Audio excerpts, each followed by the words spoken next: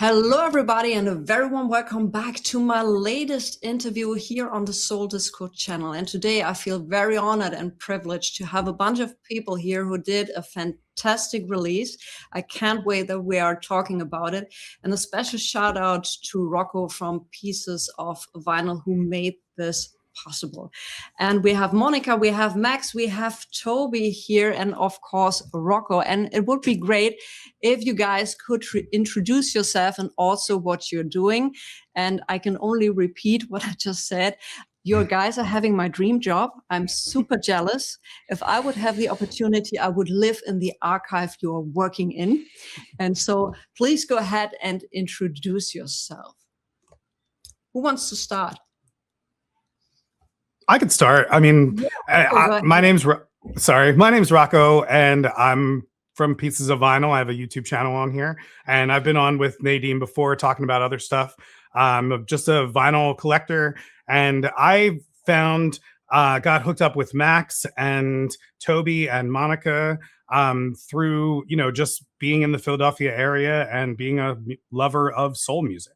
So we'll pass it off to Toby. Hey everybody, I'm Toby Seay. I'm a professor of music production at Drexel University, but since about 2007, I've overseen the archives there, and that archive being predominantly the remnants of what was Sigma Sound Studios.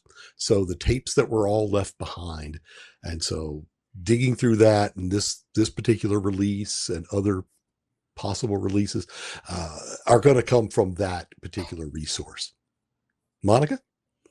Hi, I'm Monica Julian. I am a professor of music business at Drexel University. So Toby and I work together in the music industry program at Drexel, where there's two separate concentrations, one that's focused on music production, which is where Toby is a professor, and one that focuses more on the music business, which I'm a professor in that concentration. And as part of that, I oversee our student-run record label, Mad Dragon Records, which has been around for over 20 years, pretty incredible.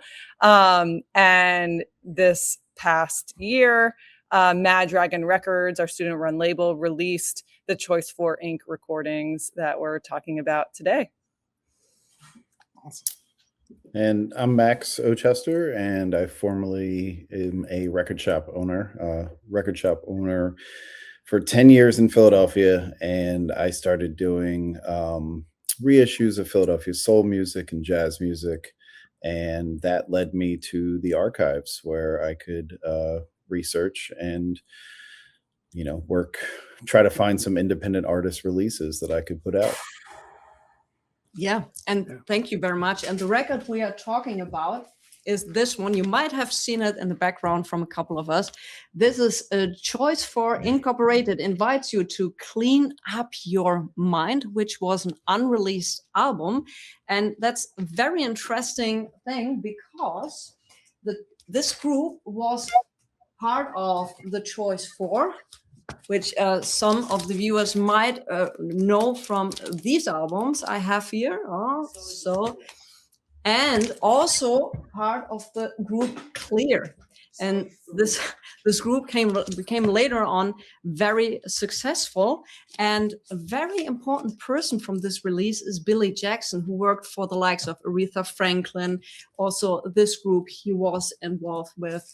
And I really loved that record. But before we get into that, how can I imagine you are having the tapes from Sigma Sound Studio, which was a legendary studio. I mean, everybody with a big name in the 70s recorded in that studio.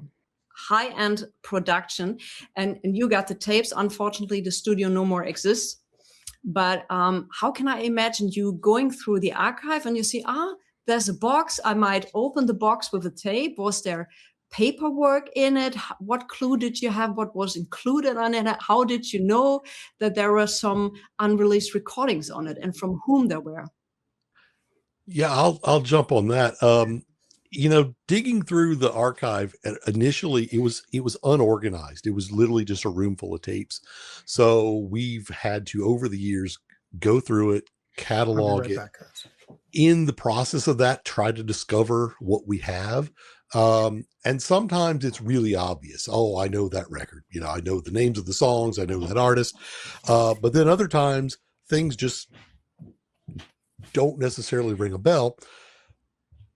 On this particular case, Billy Jackson's name on the sleeve, and his production company, Twin Girls Music, that stood out because at the time that I found those tapes in the collection, Billy was still around, and so I knew him, and it looked complete. So that's one of the other things is like when you're looking through the archives, is like when you see stuff, is it just one song? Is it an entire album's worth? Is it the completeness? And when you see something that's complete, or it appears to be complete, and it's been there and it was left behind, that usually means something, because it's like, why would an entire album's worth of tapes be left behind? And usually because it was never released. So this kind of stuck out in that regard.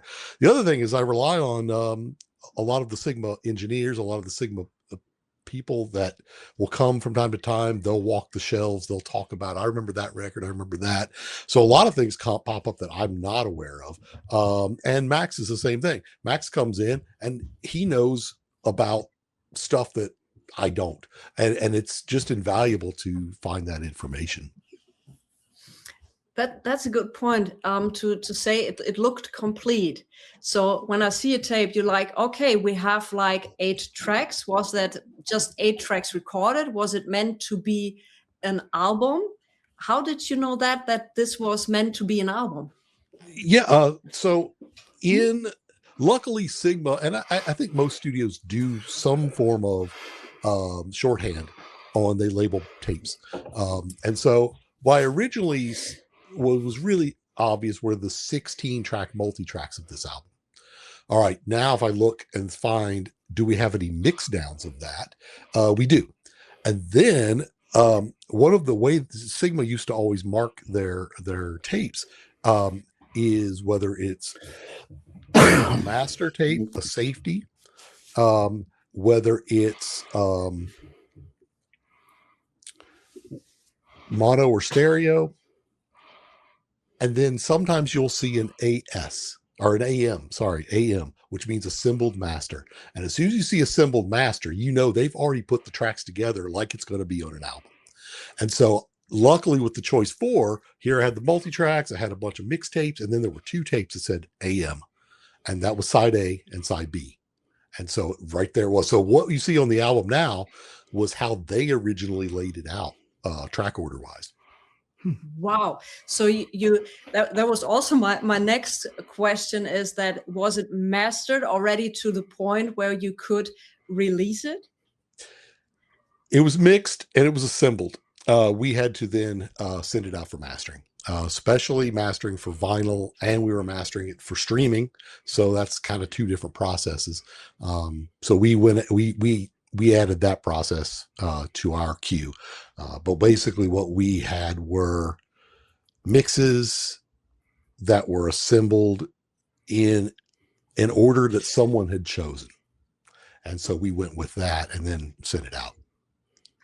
So I want to jump in and just say how rare that is. I think Toby could probably speak better on this, but when I look at these tapes and when I've looked at the tapes, you know, you're talking 2-inch reels that have multi-tracks on them.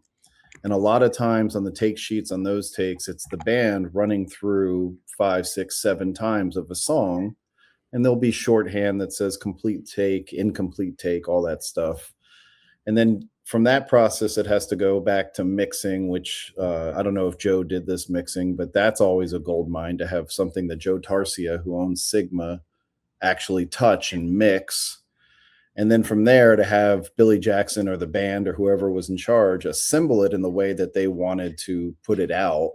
It makes me think, you know, why the hell did this not come out originally? There was obviously time and effort put into this where they were actually had the finished product and all they had to do was send it off. So it could be a contractual thing. It could be, at that point, it was a label thing. You know, they could have been signed to a label that folded. Anything could have happened, you know. But it is pretty amazing to find, you know, step 1, 2, and 3 already done for you. Because that's a big thing to point out too, that I've often gotten confused with, is like Sigma Studios is, a separate recording studio from Philadelphia International Records or any other label for that matter. So Sigma could be, like he just said, they could have been on a different label. That label goes under while they have these master tapes at Sigma, and then they just end up staying there. So that's kind of how these things work sometimes. But it's interesting to remember that, because when we did the David Bowie stuff too, it was interesting to talk to those guys. They're just, the working engineers at this place, working with musicians every day. And I like Max and I have talked about too, with like Baker Harrison Young, like all the musicians that were in there were all just working musicians, but then different labels would have the actual releases. So it's kind of a different thing. Yeah, I think you could rent Sigma Sound. As a group or as an individual, you could rent it, and then it might have come out only an acetate exists, or just the tapes exist, or they were thrown away. So when I heard about this story, I was like, okay, how did they know that this was an album? And also with the mastering, the thing is, you have an engineer who might do it today, and he does it in a different approach than it would have been in 1972. So I think this is also a challenge to keep that balance between a modern taste and the historical aspect of it. Yeah, not only a different technique, but these days you have such incredible equipment everywhere, from new plugins and all your Pro Tools, but then you have even AI stuff that if you're missing parts of tracks, I transferred a tape recently that, luckily there was nothing on the last 4 tracks, but the 4th one was completely, the material had deteriorated, so it was gone. So if something was there, I would have had to jump through all these hoops to make it exist. But Drexel housing this stuff also is just incredible. I mean, it's an incredible resource. I mean, Toby's done an exhaustive job about organizing and going through these things and becoming familiar with stuff, and then it's been pretty cool. And you have to take it by case basis, because in this particular case, once we found the assembled masters, it was kind of like, okay, is everything here that exists on all the tapes? Are there any songs that are on the multi-tracks that didn't make it to the mixes, and is there a reason why? All that kind of thing. Because we've had other instances where we have some of the mixes, but we have some of the multi-tracks, and I have to remix one of the songs to add it to the mixes that we have, and then you have to make them sound like the original mixes, and those kind of things happen, and because you may not have a complete picture. This one was pretty easy because it was very complete. The only weird thing about these were that they had mixed them, and then they went back and did some overdubs on some of the tracks and remixed those songs. And then those mixes didn't sound exactly like the original mixes, but when you put them all together, you've got an album, and some of them sound a little different. So those had to be nudged so that they had kind of the same sonic character. Usually when I see tapes from a session of an album, you also have some tapes with alternate mixes, outtakes, or songs which weren't used, or you only have fragments or just an instrumental or part of an instrumental. With this album, was this also the case that you also had material which wasn't intended to be on the album, or alternate mixes, things like that? Yeah, there were some, but there were no other songs.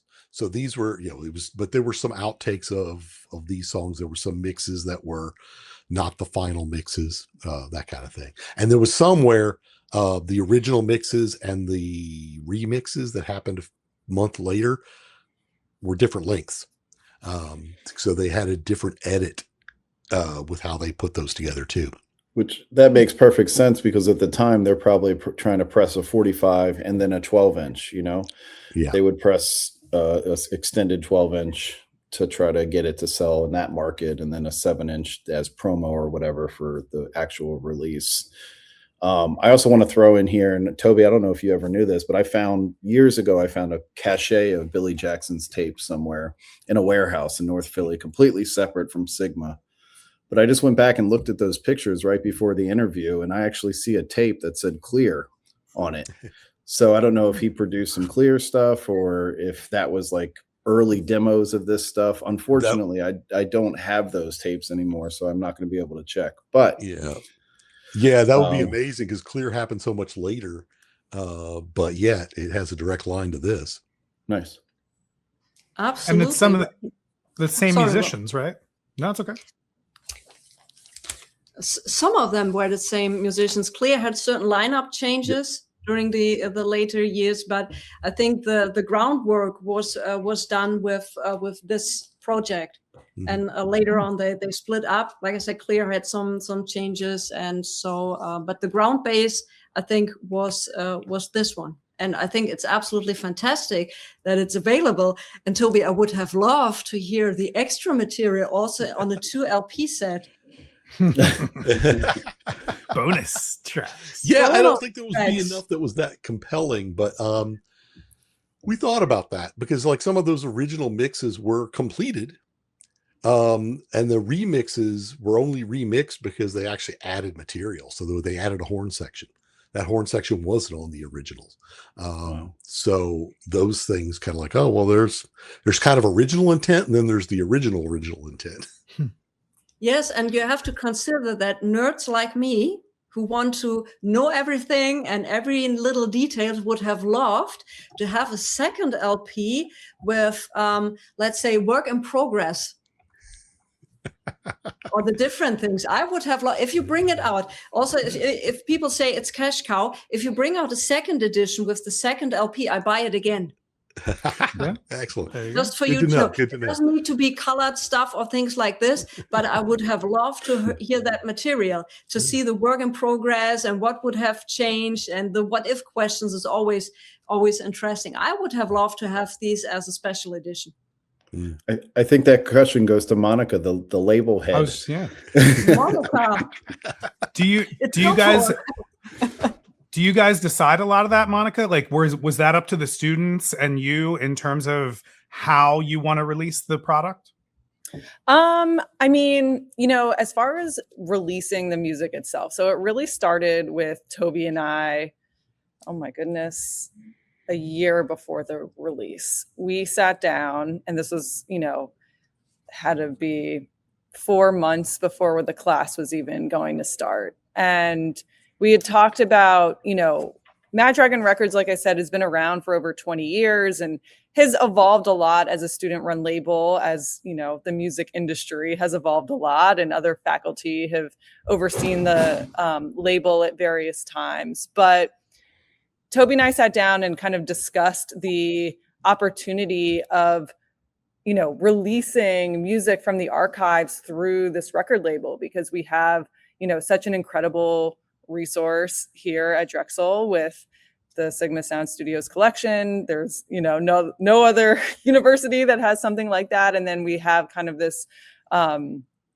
history with the record label, and a lot of people are familiar with the record label. So why not kind of join these two things to really amplify this amazing stuff that we're doing at the university and provide the best possible learning experience for the students. So Toby and I sat down, and Toby, being the expert of all things Drexel Audio Archives, had some records in mind that were really, call it, ready to go. So from a sound perspective, from understanding who owned the rights, because we do not own the rights to the music. We own the artifacts in the archives, but we do not own the rights. So kind of knowing who we needed to get permission from. And Toby and I kind of agreed that this would be the project that the students worked on. So the students didn't necessarily come into the archives and, decide what music, because there's just some logistical things there that, by the time we'd figure that out, it would be, that would take way too long for, the students to then get into, the actual work of putting it out. So the Mad Dragon Records runs as a course, a practicum course within the program. And so, and what's great about the course is it runs the entire academic year. So from September all the way through June. So it's not like, a very short-term thing where, like a lot of classes, it'd be hard to put out a record in, a quarter or semester. So they have 30 weeks basically to work on this project. And, the first, say, week or two of the class is really when we got the students exposed to what the record was, and they listened to it, and they kind of took a bit of a deep dive and identified similar sounding artists and did the exercise of, who's the potential audience for this? Because of course, this music came out in 1972, way before these students were born. So yes, it might appeal to people that were alive during that time listening to that kind of music, but how do you make this something interesting to audiences today, whether they're, young people collecting records, or maybe people that are interested in sampling, using kind of soul music as the jumping off point for sampling, or just what are the opportunities? And it was really, the work of the students as part of this practicum class to really design what the rollout would be, including all of the marketing, how they would, pitch this to media. They planned a record release event, which was really amazing. They also worked with a graphic design agency called Dirty Napkin, which is actually very cool. They're a graphic design agency founded by Drexel alumni.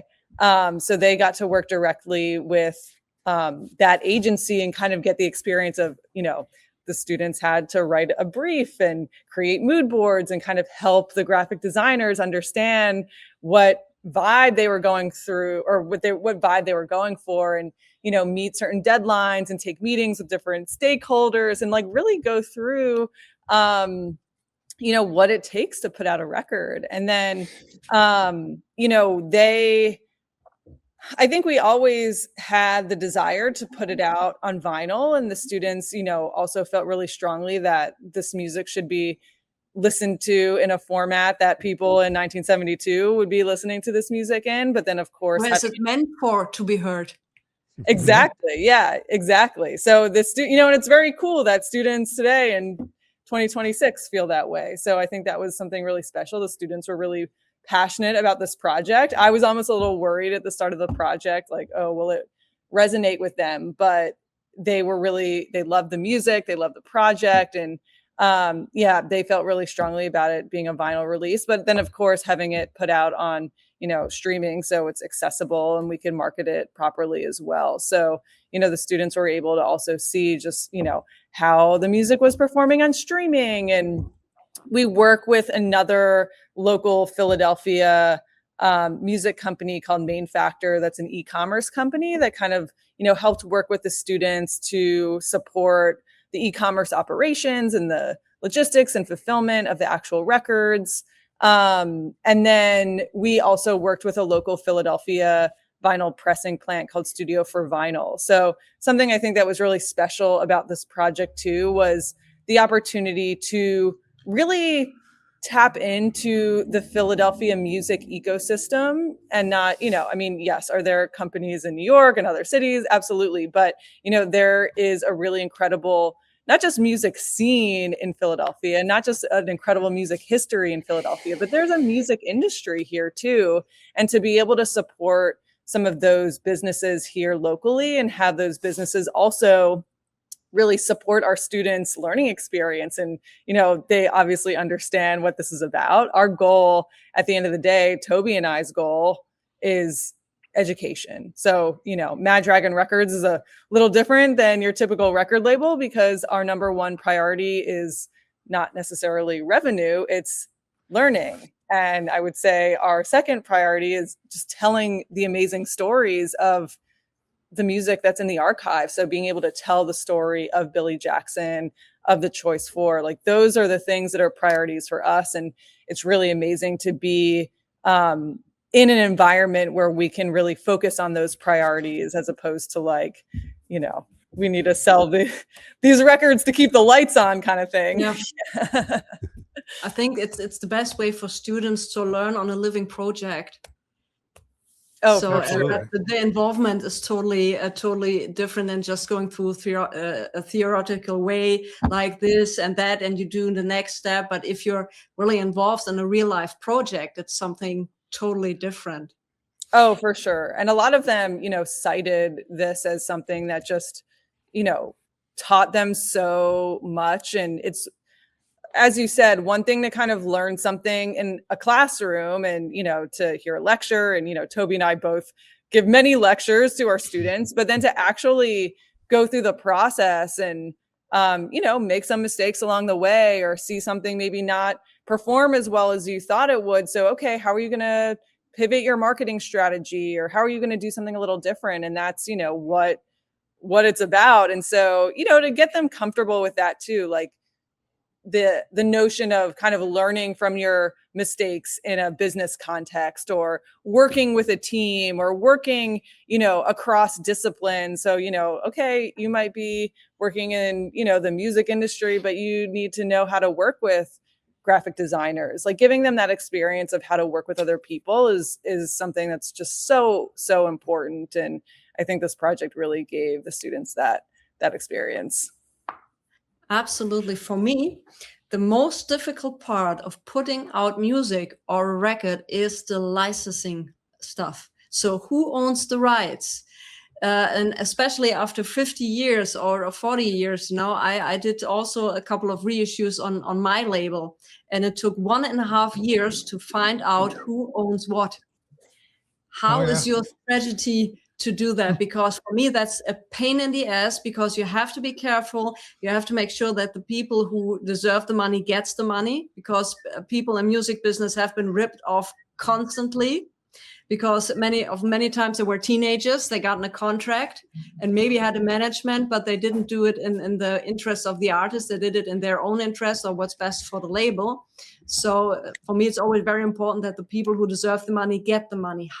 Was your journey to, okay, we have the tapes, we have the comfortable situation that it's almost mastered, almost done.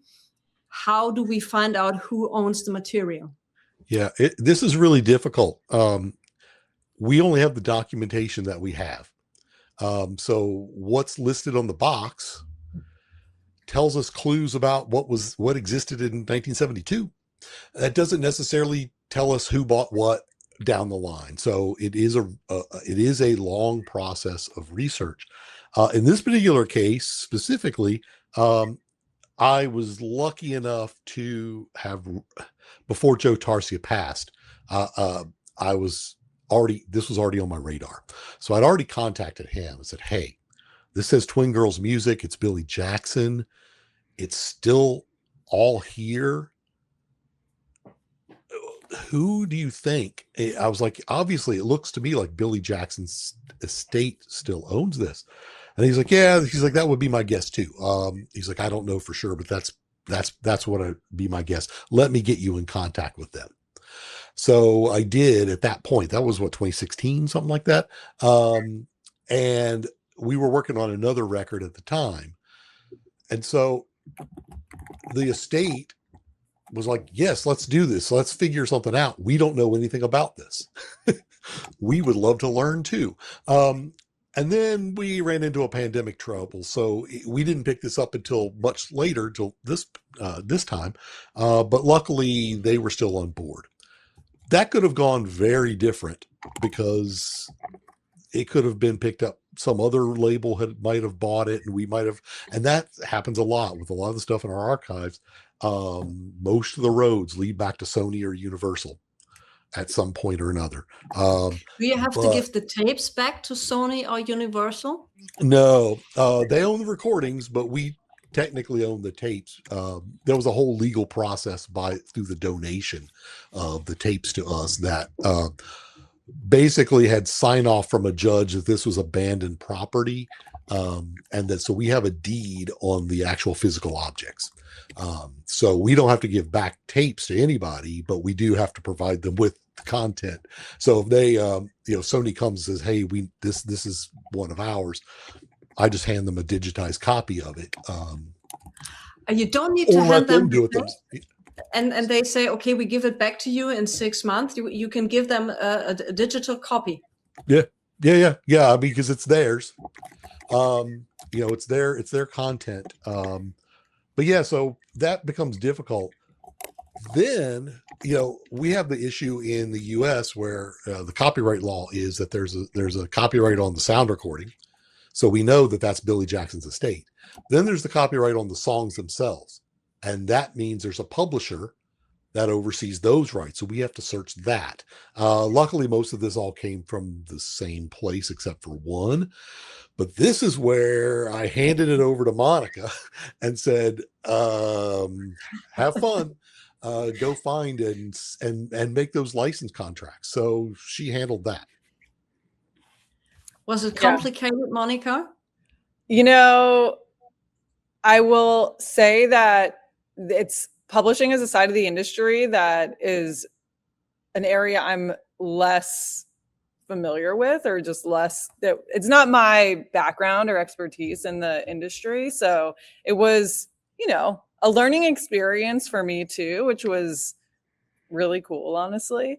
My professional background's more on the marketing side. So, to really have to kind of deep dive into some of these publishing aspects was pretty interesting. But what was great is, it took some time because catalogs are getting acquired by different companies all the time. So sort of figuring out who currently, owned the publishing was a bit of a journey. It took some time. And then we were ultimately able to get in touch with those companies, to get the clearances we need. And, I think what's cool about it is in the case of this record, it's like, again, it's an educational opportunity for the students. We pressed a really limited number of copies of the record. But, the alternative to this music not coming out is it sits on the shelves. Or I guess the alternative to this music coming out is the music just sits on the shelf. So I think these companies are really excited to have, the story told and to kind of breathe life into this music that maybe never would have been released. So it was cool to kind of get that excitement from the companies that we had to reach out to for the appropriate clearances. That's something that I find fascinating as well. When you say that they were excited, because I know that Max can speak to this in terms of the struggle of trying to get licensing and reissues. I know that Max is definitely, we've talked a lot about this, and he can speak to like even the idea that sometimes people don't even want the music out there. That's the weird thing. Like, right, Max? Isn't that you've experienced that on some things that you've gotten chances?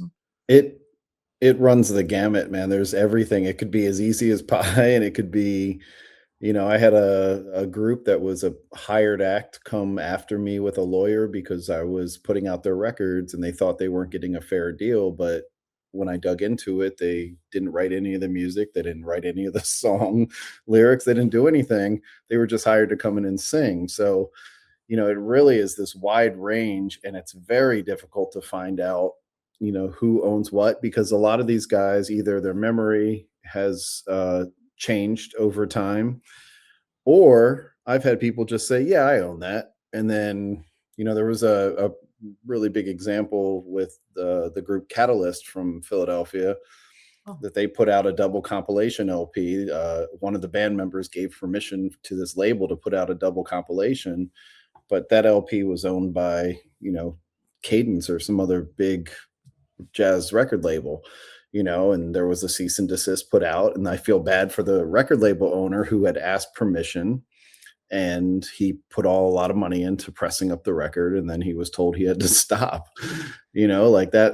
It's very difficult. And these big companies, like Toby was saying, Sony, Universal, Warner Chappell, all these guys, they, it's not that they don't care. It's just, they don't know until something happens, until it gets on their plate.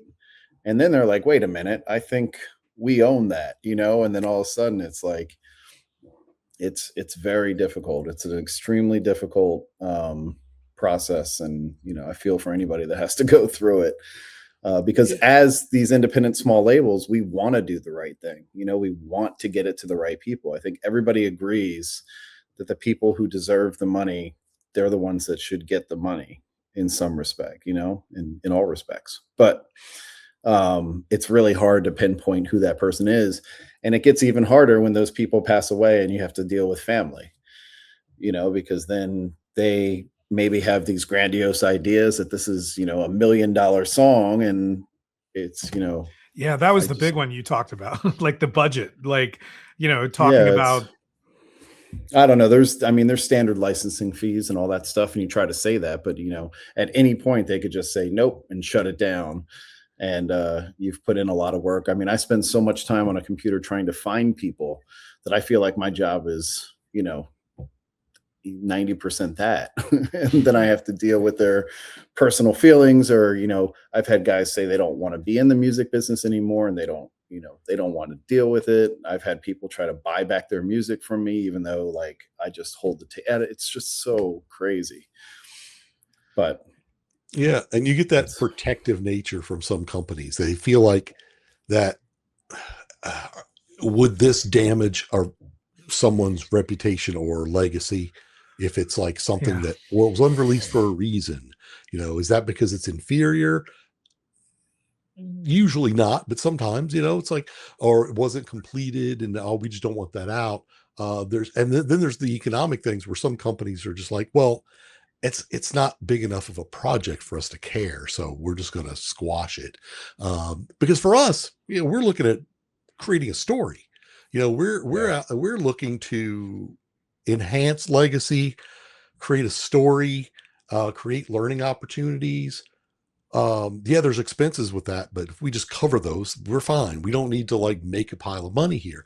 But if it's not worth a lot of money, then some companies just like, I'm not going to bother. We'd rather not deal with it because it's too small. It's too small.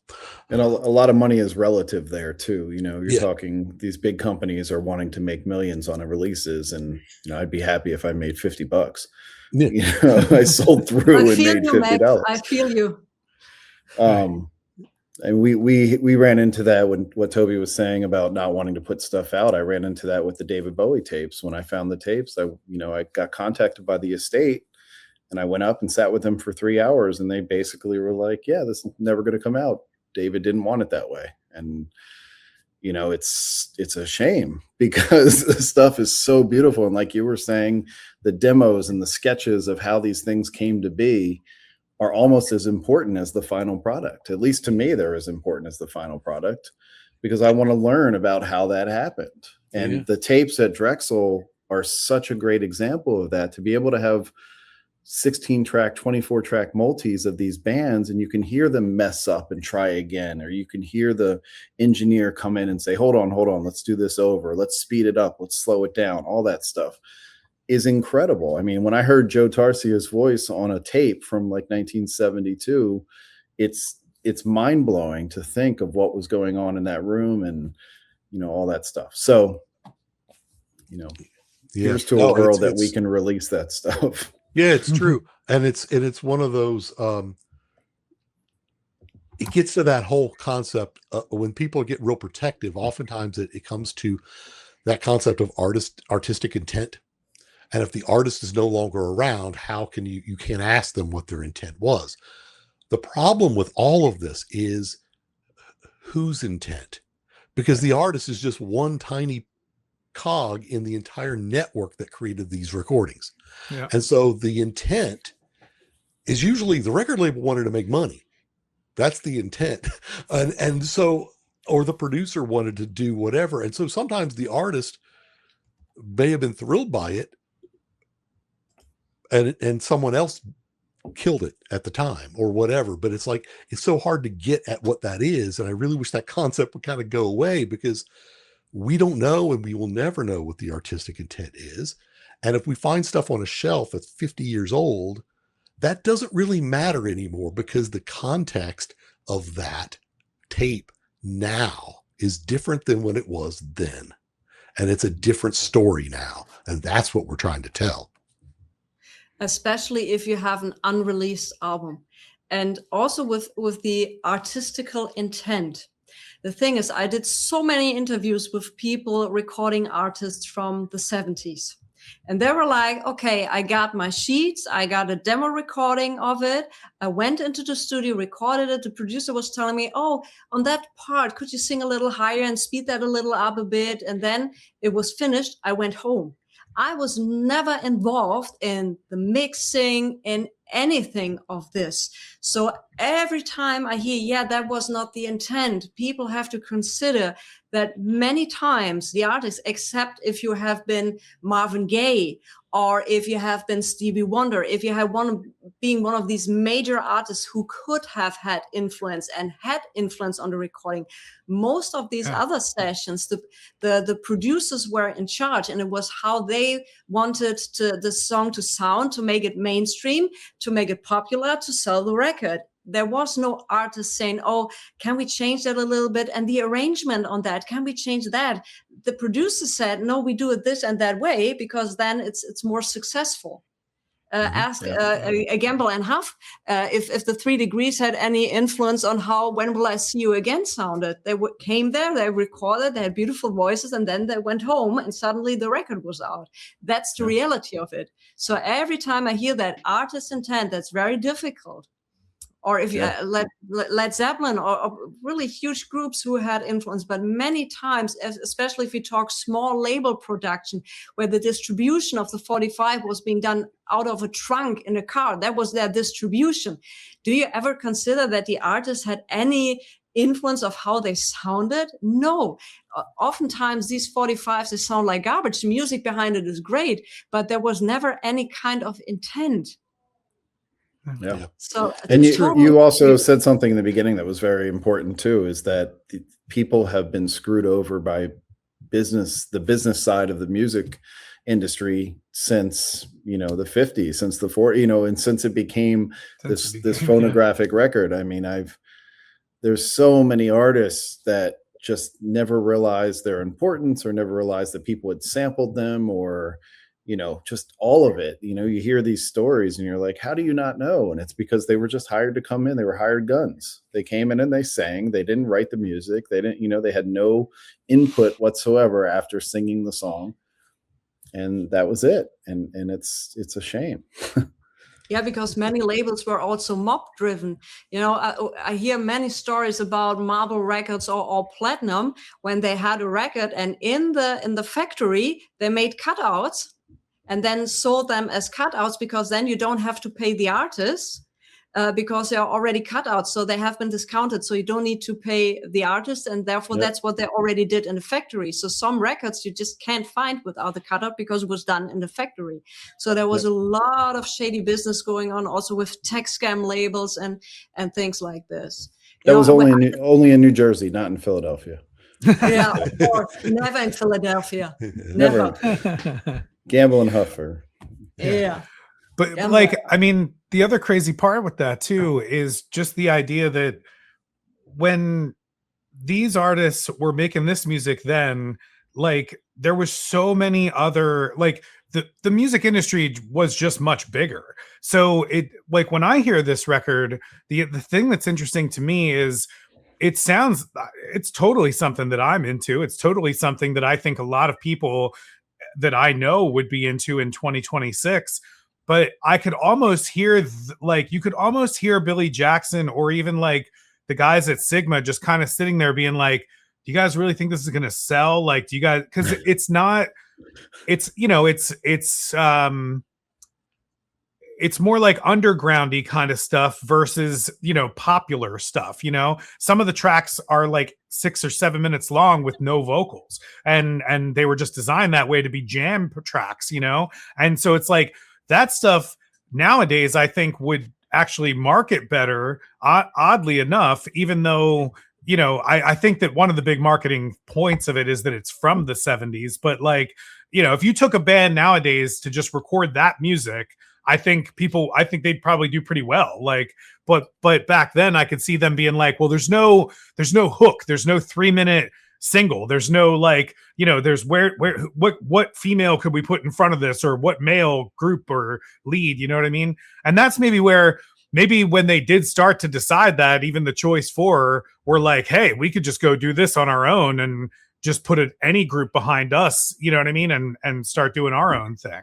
So it's really interesting to see this stuff and to look at it from the perspective, like Toby was saying, that the context now is different than what it was when it was created. And so but then that also is something that gets me extremely frustrated with modern labels and things like that. And I guess they're just thinking in their brain, we're not going to give out the rights to this, even though like Max wants to make it or Nadine wants to make it, and they only want to do 500 or 1,000 copies. There could be a chance that 10 years from now, this does blow up and we could make $1 million off of it. You know, it could be the next Catalyst record, or it could be the next, whatever lost track that nobody found or whatever. And I just, that to me is the depressing part, because it's like, then it's just not about music or art at all. It's just about money, you know? Yeah, that's a great point, Rocco. Absolutely. Yeah. You guys mentioned the family. So Billy died, and you got to the family and said, hey, we have this project here. And as far as I know, the family wasn't so into or didn't really know what Billy was really doing, and especially with his successes and with the people he worked with. How was it to work with the family, and especially what was the reaction of the family once they heard the album? So Kia and Kelly are Billy Jackson's two daughters. And so they're the twin girls of twin girl music. And, Toby had first connected with Kelly, oh my goodness, 2016, I want to say. It was before I was even teaching at Drexel. And so, Toby had re-engaged her and said, hey, we're interested in putting this out. And she was thrilled. I think for the family, it was just an incredible opportunity to tell the story of, their father, who was under-recognized in this, really prolific time in Philadelphia music. And so they were thrilled for us to put out the music and to, have us tell the story.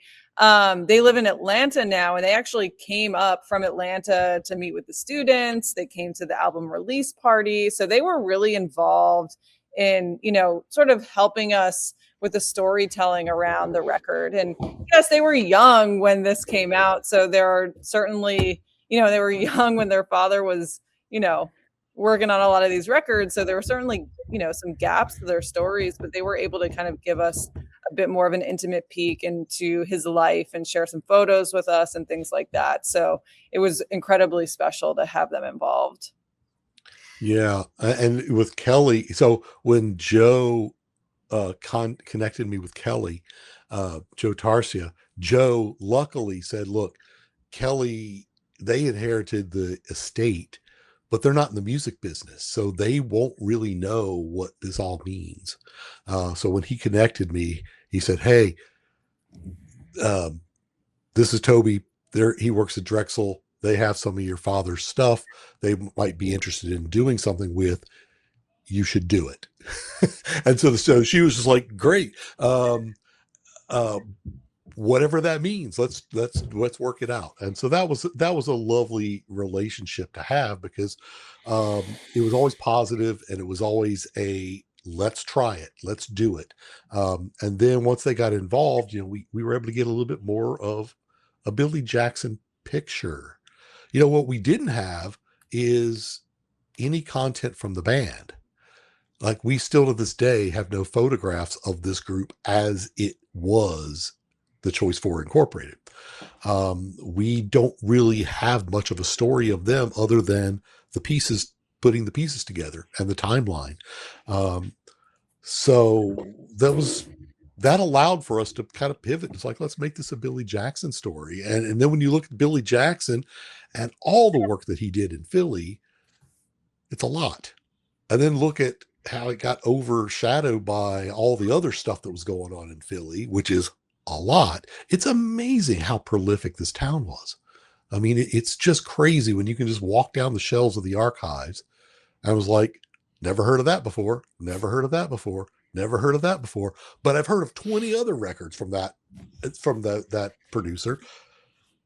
How in the world did they do all this? So it's pretty fascinating. Yeah, I think the studios back in the day, when I did the reissues for TK Records, some of the engineers from back in the day, he's already deceased, unfortunately, but he told me it was a 24/7 business. So the studio was run constantly. And he said, if anything broke, that was a disaster. It had to be fixed, because if the studio was not running, we were not making money. So that was like the amount of output was unbelievable. And also with Motown, they bring out like lost compilations with tracks they never released, and some of these tracks are just mind-blowing, beautiful and fantastic, would have been hits, but they didn't release this because they had so much other material out there that they wouldn't have enough material to put it all out.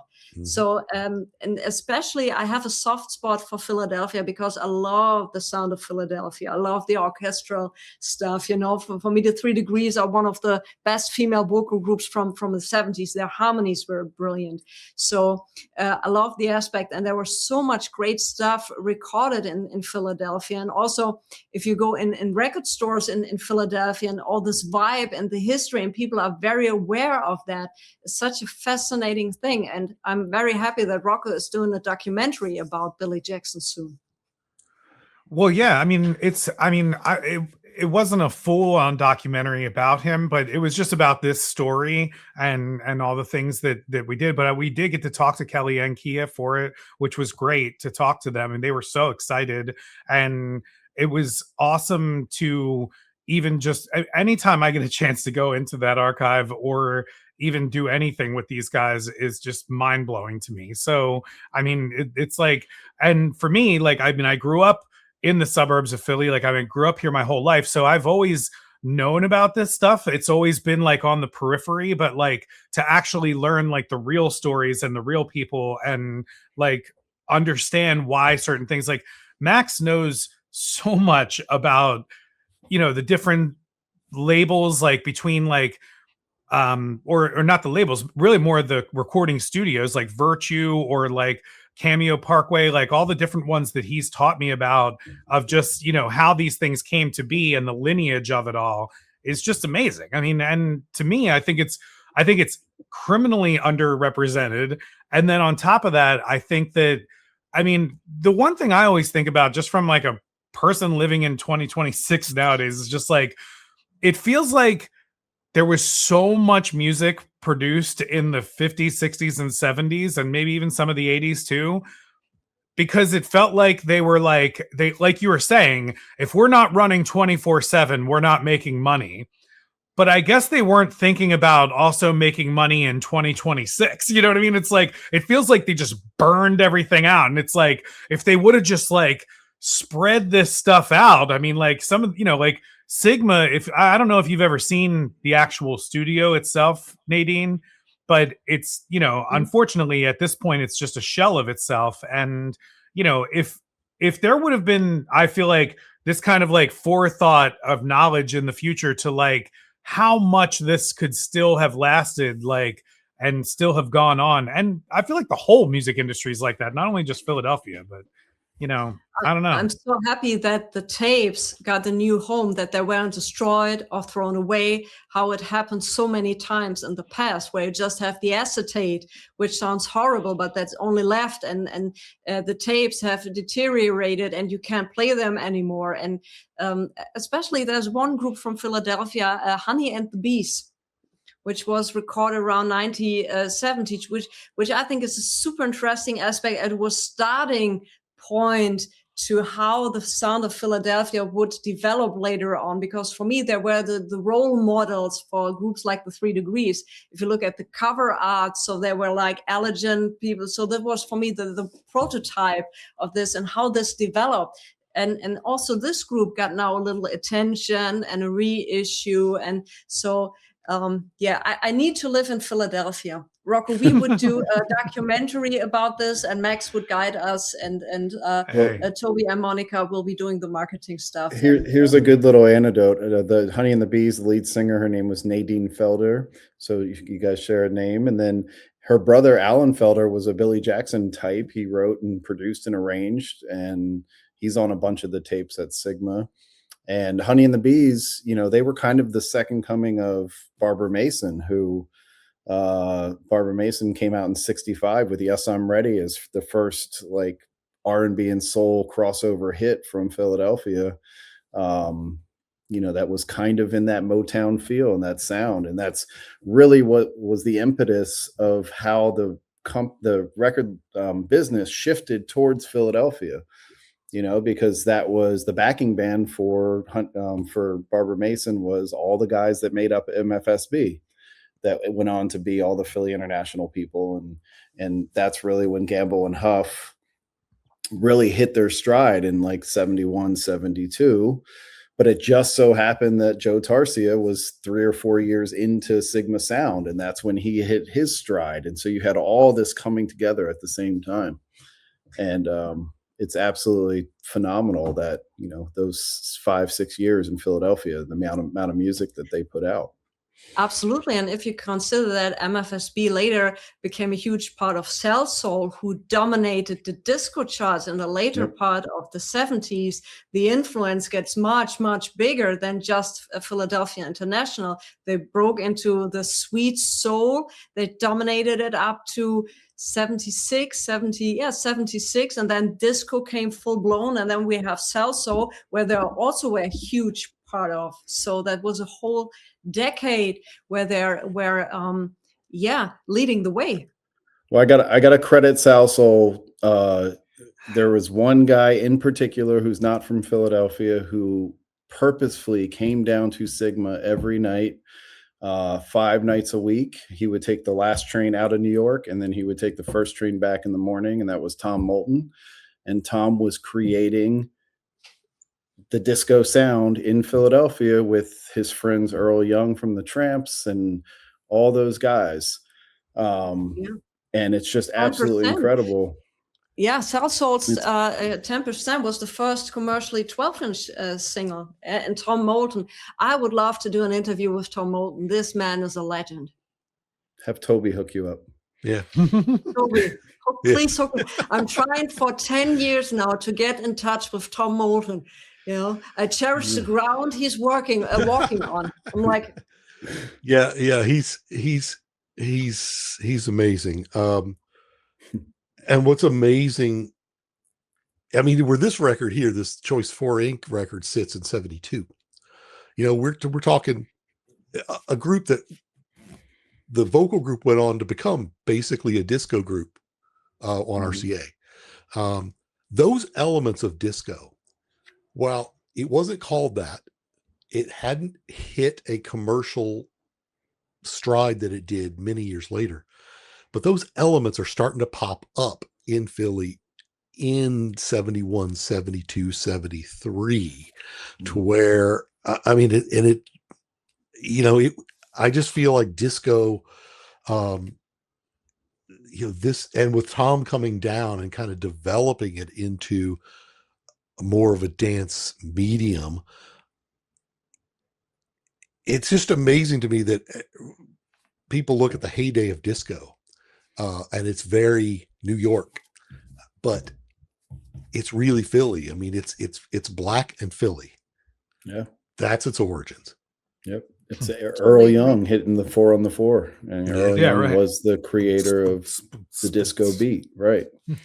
Absolutely. So, you guys mentioned that this is a limited release on vinyl. How many copies did you press? 250 copies. You are kidding me. Yeah, that's it. Okay. Why 250? I mean, part of it is budget. Of course. It's a student project. Yeah, of course. A student project. Yeah. And it's, again, at the end of the day, for us, it's about the students learning, and even pressing a very short run of vinyl lets them to have, a really incredible learning experience. And, who knows, there could be a time in the future where it makes sense to do, some kind of reissue or something. Yeah, or the deluxe version. So the deluxe version. Yeah. So we'll see what happens. Yeah, absolutely. And if I can make a wish, I love that you guys have this inlay where I get also the lyrics. What would be the icing on the cake would be pictures of the tape boxes. Oh, yeah. That would have been the icing on the cake. And maybe some pictures, if you don't have pictures from the group back then, maybe there were some pictures from Billy from around that time. which would have done perfectly on the other side.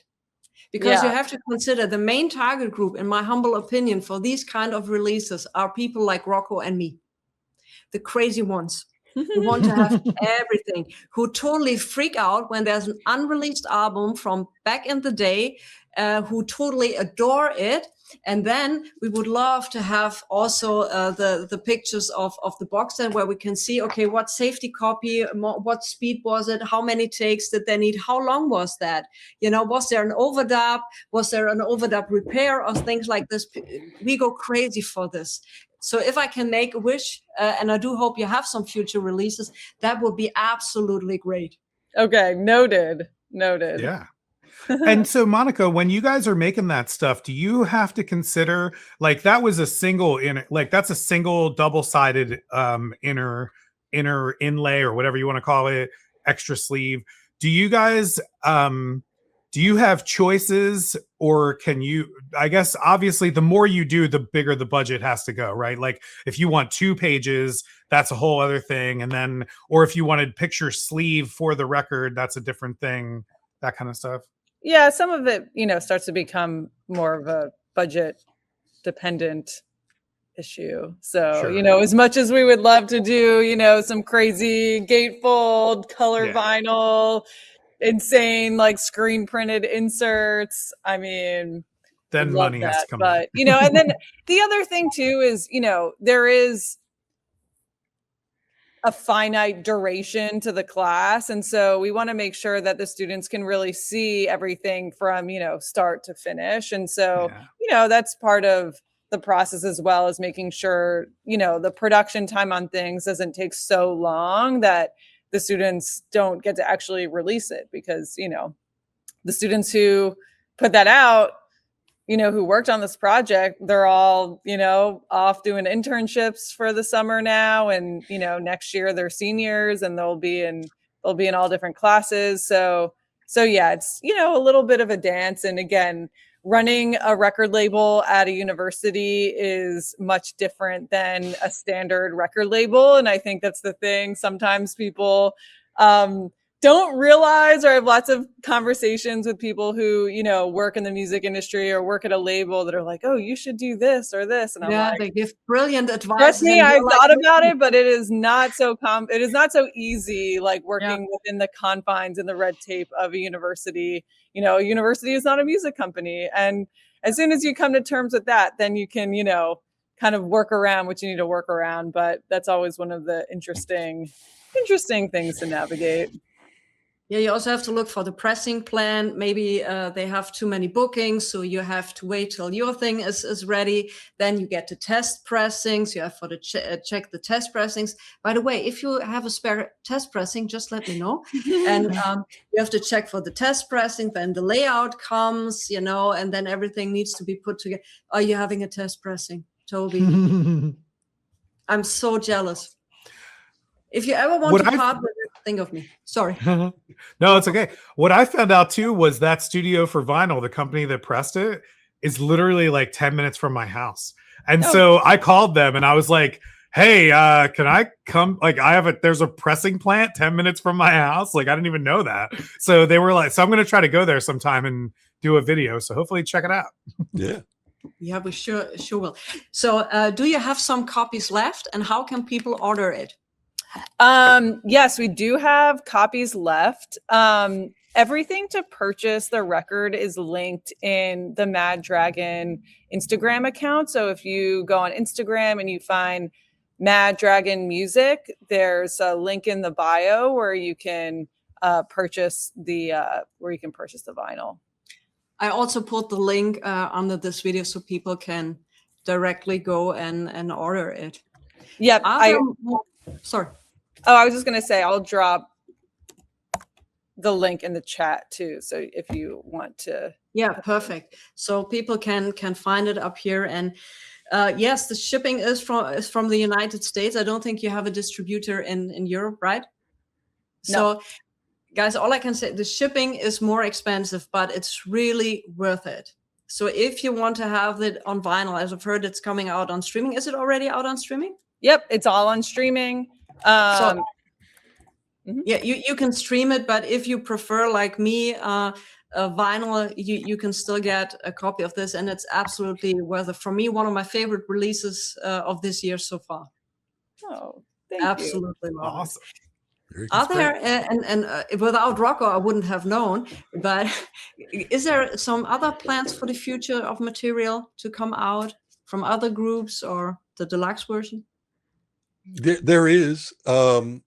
Our hope is, now that we've seen this project through and it actually fit within an academic year time frame, that we can simply duplicate that and do a release a year. That's tough still. We are still working. Monica and I are still kind of wrangling about what would be next. We have a number of things that are, like I say, ready to go. It's just a matter of what has the pieces together. Where's a compelling story that we can get together for the project.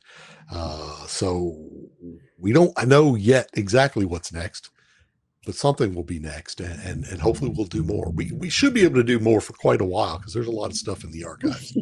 For sure. Yeah, I've seen some pictures with Rocco, and if Rocco is okay, I will use some footage from his video to use in this live stream, so people have an idea of how many tapes we're talking about. Their rooms, like there was large room, and there were stacks and stacks of tapes. Do you have heard all of the tapes so far? No, by far no. It's so labor intensive because the tapes aren't readily playable, so they have to be cleaned and baked and various things to get it. So that's a preparation process. Setting up a machine, it's a one-to-one process. It's in real time. So what has been heard or transferred has been things that we know are significant, or they are things that we know are in bad shape condition wise and they need to be remediated right away, or things that people request. So it's kind of spotty, but yeah, there's stuff on the shelf where I know what that is. I'd love to hear that. Haven't gotten around to it yet. And then there's other stuff that's like, I know I'm going to pull something off the shelf and be shocked by how awesome something is. And we've been overlooking it for decades. So all that's going to happen. I got to say, this is a perfect antidote. For the first time that I was ever in the archives, Toby sits me down. I don't know if you remember this or not, but you sit me down in front of the speakers and he pulls up a Stevie Wonder tape. I think it was 16 tracks. And Stevie would come into Philadelphia and just rent the studio for 48 hours in between concerts, and he would just work out ideas, right?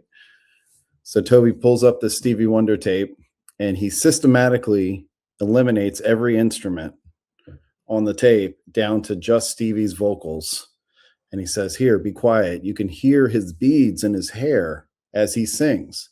He's like shaking his head and you can hear the beads in his hair. And I was just, that's always stuck with me. I mean, that's the importance of this place. It's just so incredible. So, and one of those tapes, there's someone in the background singing along. And at one point, Stevie acknowledges the part, and it's Al Green. Oh no!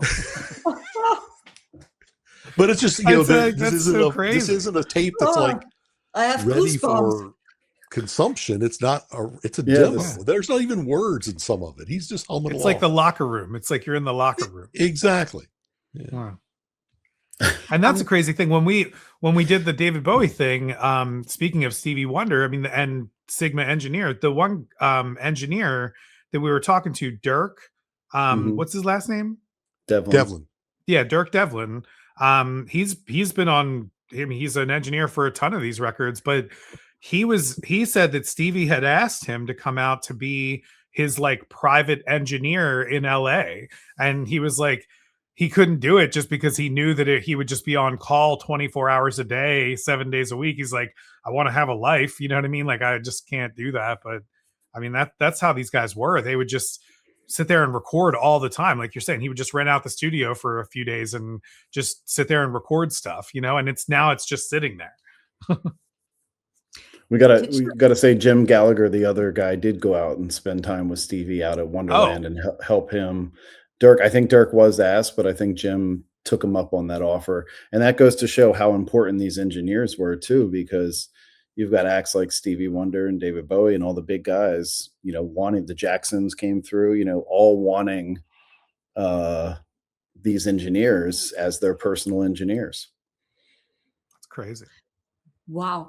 Did you ever had a tape or do you have many tapes where the condition is so bad that you can't save them?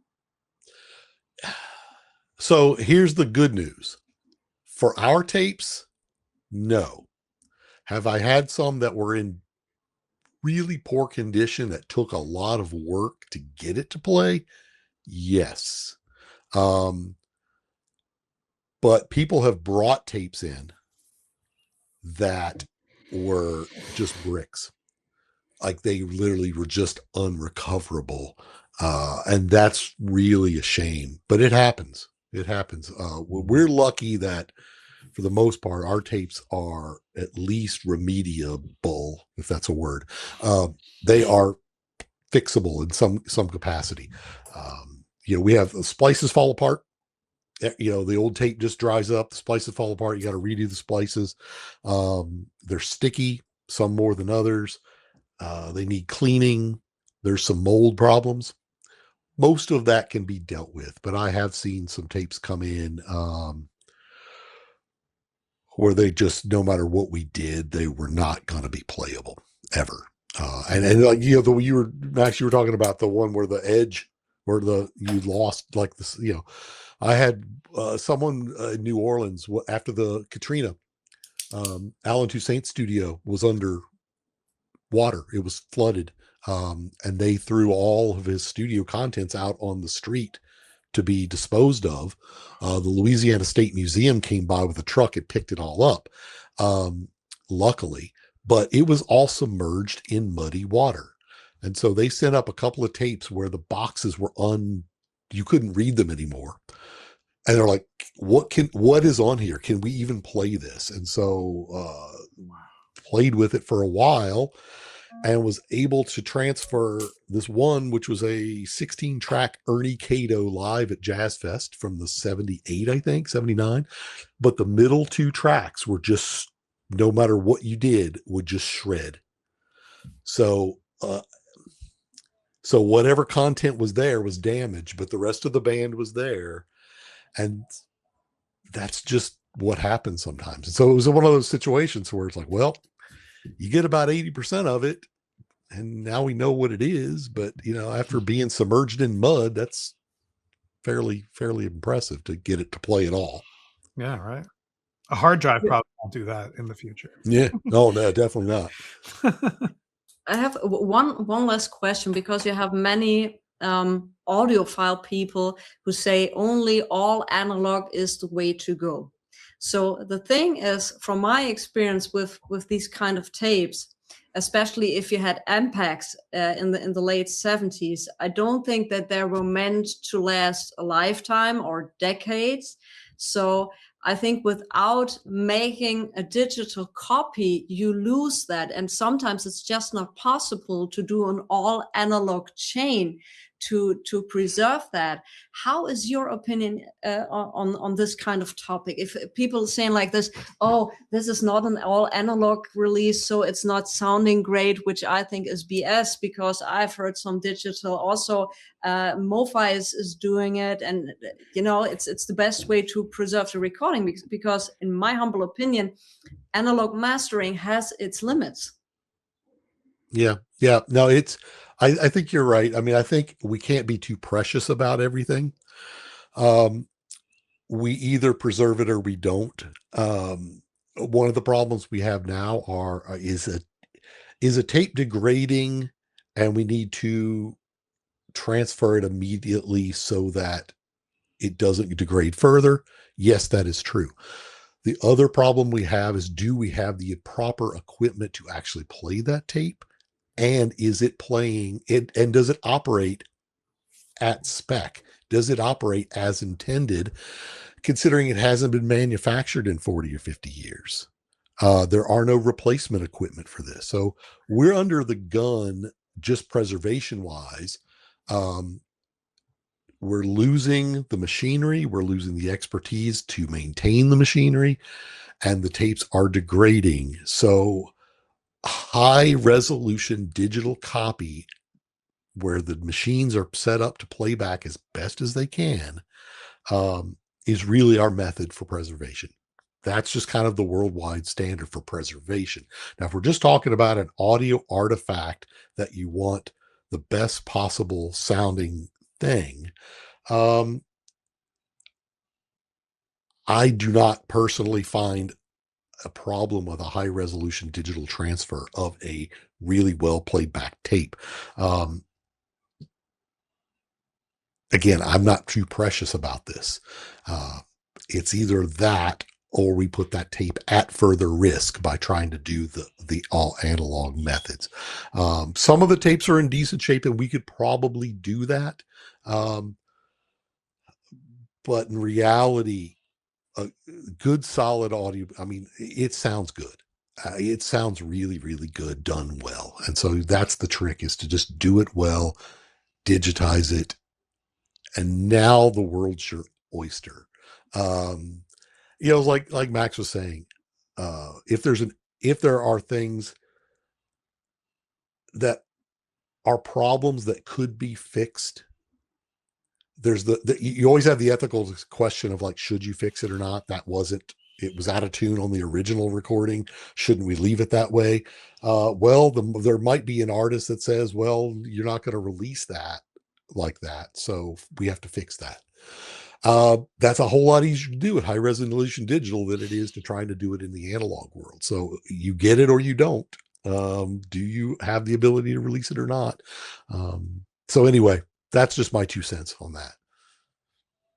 I mean, yeah, from a collector's standpoint, like for me, it's always been about the information first. So like, I would love to have an original copy of whatever, but if and the other thing too is monetarily, like if I'm going to pay $500 for an original copy versus, $25 or $30 for a reissue that could sound 95% of the way there, I'm more about the information. So I want more of the information. I want to know about more music, and I want to know about more artists.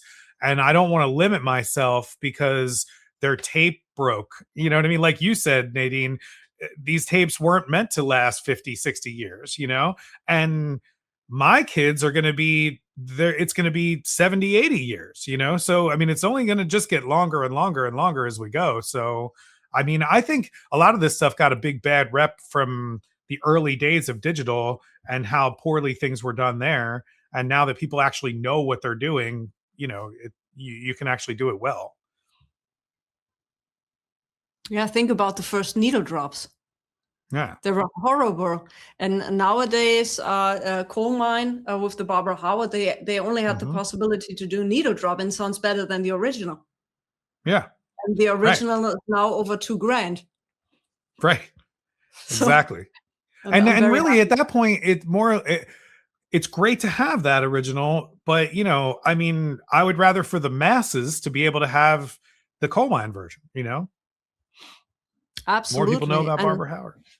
Yeah, and I'm happy, even if there's a digital step, I'd rather have this in my shelf and play it and enjoy it instead of not having it because it's not possible to do an all analog chain. I'd rather enjoy the music, to have finally the opportunity to hear something I've never heard of. Yeah, absolutely. And we're glad you're able to hear it. Yeah. Yeah, I love it. Once again, my highlight, I only can recommend it, and I will put the links for the streaming and the record down in under the description and the video, so everybody can check it out. And it's just 250 copies. I'm shocked that it's still available. Sorry? I'm shocked. I said I'm shocked that it's still available. So maybe after this video it won't be, but I'm shocked that it is still there. Yeah, it's for the nerds. Rocco. That's the thing. We love the story. If you have a great story around a record, like this is an unreleased recording, and it's there were members of groups who were quite successful in the 70s. It's a wonderful story you can use as the marketing tool. But then you have to know who were these. For us, Choice 4, we know, and we know Clear. We know them. And so now we need to have the album, which was maybe the ground basis for all of this. So that's for us nerds. But to get the other people into that is more challenging to do that, you know. So for us nerds, it will be about, and I have a second record with the process, and I have the tape boxes where I can look at. So this is the thing. So, but once again, I can only recommend that people check out the records. You guys did a brilliant job. So from a fan and collector's point of view, I thank you guys very, very much for your work, for the endless hours of work you put into this and nobody's paying you for. And I'm sure the students also put long hours into that and we're not paid for it. Well, you know, they get their class credits so that they can graduate. So Jack understands, and Toby and I are paid as professors, and what a dream it is for us to get to, you know, be professors and teach our students in this way. So, you know, it's a blessing for sure. Absolutely. And guys, thank you so much for your time and doing this interview. It was a privilege and an honor to talk to you guys and hear the story firsthand. And a big thanks once again for Rocco, who was also huge support during this interview. Thank you very much. Yeah. Thank you. Absolutely. Thank you, Nadine.